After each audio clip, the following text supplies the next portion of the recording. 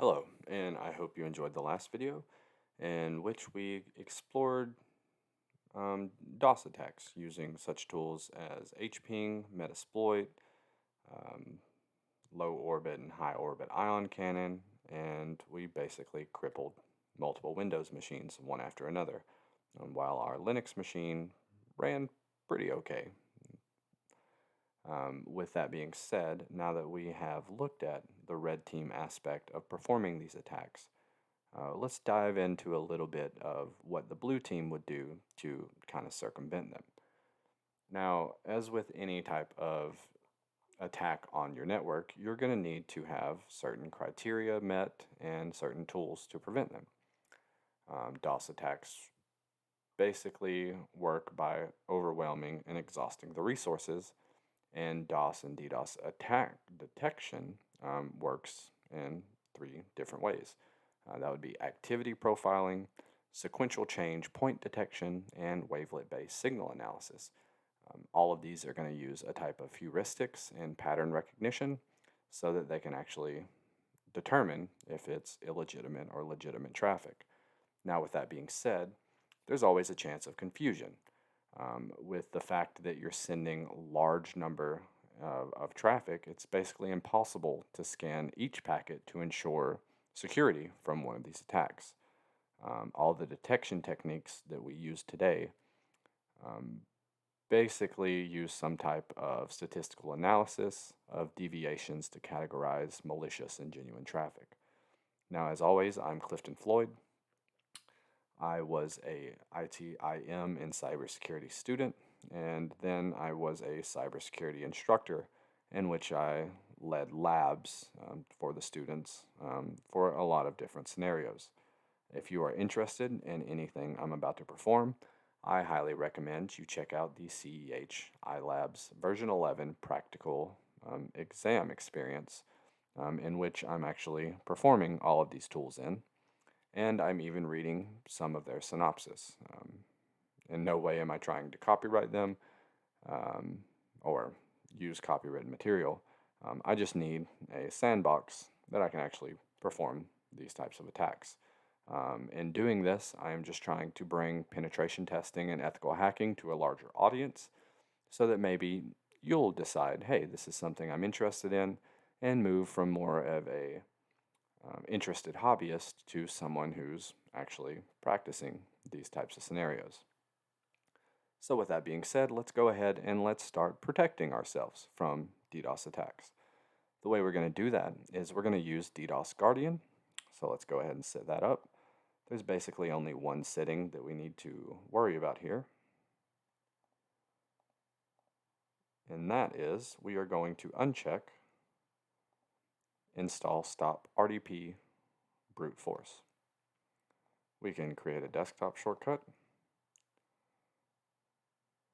Go ahead and let that run for a second. And the only other thing we have to worry about is this mini IP blocker. We're going to go ahead and uncheck it as well. So after that, we are basically going to launch our DDoS Gaurdian. And here's what we get.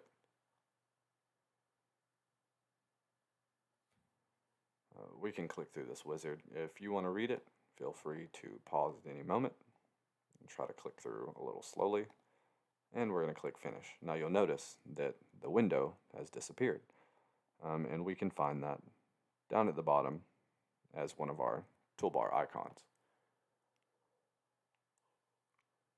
So if we click on this, we're actually going to see a window appear displaying all sorts of information. Now if we look at this, we can see the time that any action is performed, and we can see outgoing, incoming traffic, the IP address that it's affecting, and the remote IP address that's actually doing the infection. Now when we look at this, this is all standard traffic. In fact, I mean, we have our broadcast, we have a DNS server here, and then just multiple public IP addresses. So at this moment, it would be absolutely nothing to be worried about, at least in the sense that we are not consuming a large number of packets. Looking at this, with it basically being 1 minute, this is a fairly large number of incoming packets, but it's completely standard. So now that we have this set up, we're actually going to navigate to our server 2019.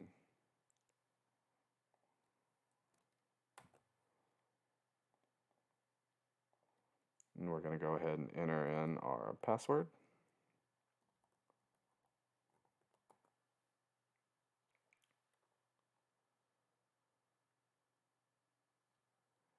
And we're going to use a tool that we used in the last lab, which is just high orbit ion cannon. So to do that, we'll just navigate to our CEH tools, denial of service, attack tools, high orbit, and the executable.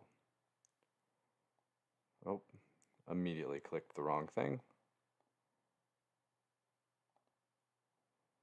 So we're going to click plus to add a target. And we're going to say http / turn on my number lock and enter in all 10s. With that said, we'll turn this up to high and we'll do our generic boost. We'll also turn our threads all the way up to 20. So now that we have that set up, all we basically have to do is just fire the laser. Before we do that, let's go ahead and let's stress this out as much as we can, and let's do the same thing on our server 2016.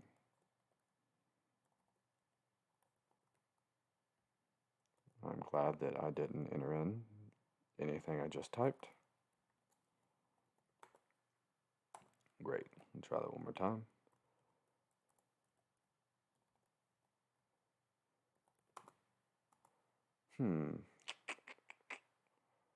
That is the password.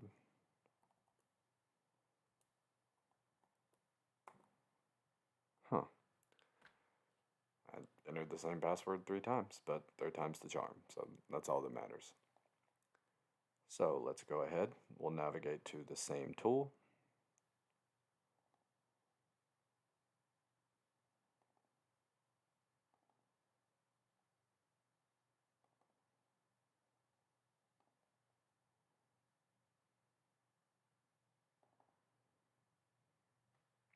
And let's perform the same entering of information.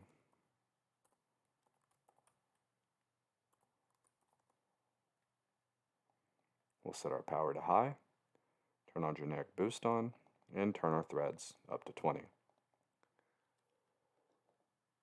Now, all we have to do is just initiate it. Go to 2019, and we will initiate that. So now when we check back to our Windows 10 machine, we can see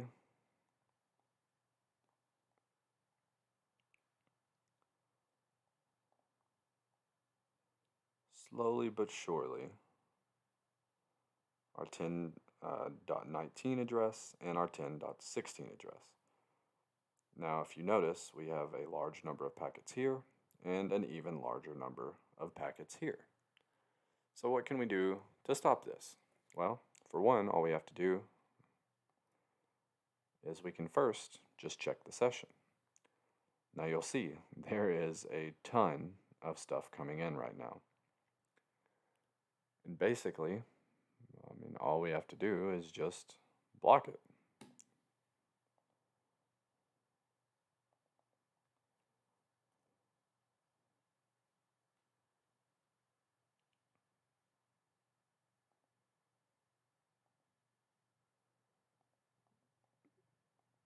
Wow, and it seems that high orbit cannon has actually defeated our Windows machine. I can see all the traffic coming in, but I can't do anything about it.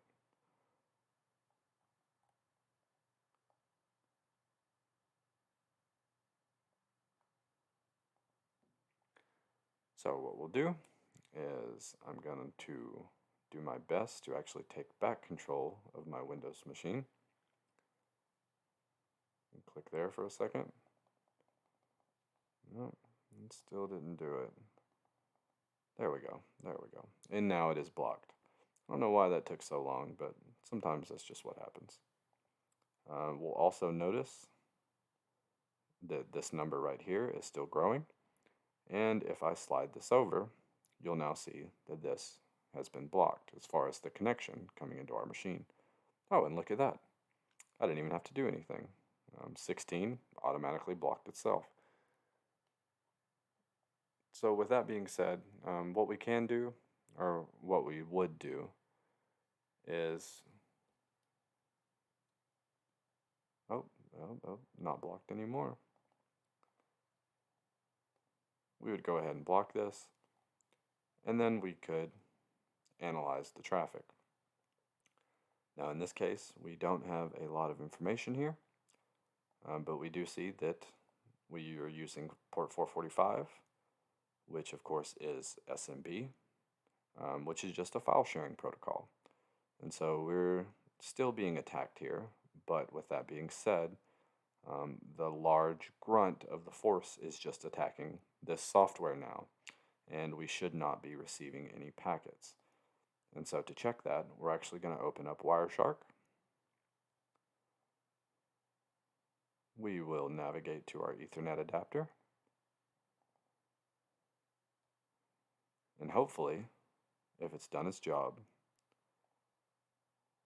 we won't see a large number of SMB broadcasts and transmissions. Which, I mean, as the crow flies, it seems as though we're just getting a very standard amount of packets. I mean, 21 packets in the last couple seconds doesn't seem bad at all. So that's basically it. I probably could have included this in the last video, but I just wanted to kind of segment the two things, the attacking and the actual protection of the attack. And even up here, we are still getting a few retransmissions that are over port 445, and that just may be another active session inside of this Guardian that we didn't see. Basically what we would do is, now that we see that 16 is attacking us, we could actually make sure that we stop anything that has a growing number of packets. But ultimately, we have done everything that we can with the information given inside of this software to make sure that the attack is mitigated to a much smaller surface. So with that said, let's actually look. And at the moment, our CPU is running fairly normal. We don't have to worry about any type of memory leak, and it seems as though this machine is operating a-okay, at least for a Windows machine. So with that, I really hope you enjoyed. I know that this is a quick one, but this is just a way that we can mitigate the attack surface of an actual denial of service attack. If we were on the blue team, if we were a system administrator, or if you're just in your house playing video games and some 5-year-old kid is on the other side of the headset saying, what's your IP address, and you slip up. So I hope you enjoyed it. As always, be safe, and if you do this in your own environment, the worst thing you have to worry about is you might slow your PC down for a little bit. You will need to attack another target. I do not recommend performing this type of attack against your own IP address. Just attack another machine in your network, and do not ever attack a public IP address or any type of business that you don't have written or verbal permission from. In fact, forget I said verbal, always get it in writing. So have a good rest of your day, and I hope I see you again.